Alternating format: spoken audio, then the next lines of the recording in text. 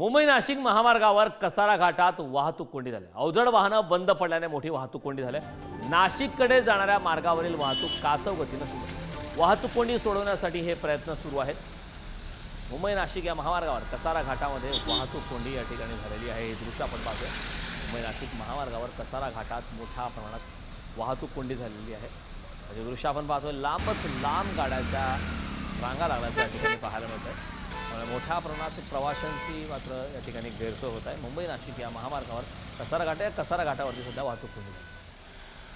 या संदर्भात ताजी अपडेट देण्यासाठी आपले प्रतिनिधी श्याम कुमार आपल्यासोबत जोडले। मी श्यामकडे जाणार आहे। श्याम, मुंबई नाशिक महामार्गावर कसारा घाटामध्ये मोठ्या प्रमाणात वाहतूक कोंडी झाल्या, प्रवाशांची गैरसोय होते, काय सविस्तर?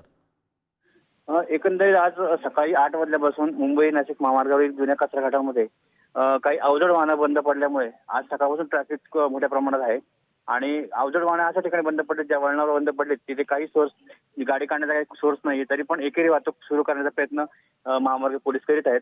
त्या घटनास्थळी वाहतूक कोंडी सोडवण्यासाठी महामार्ग पोलीस, कसारा पोलीस प्रयत्न करीत आहेत सध्या।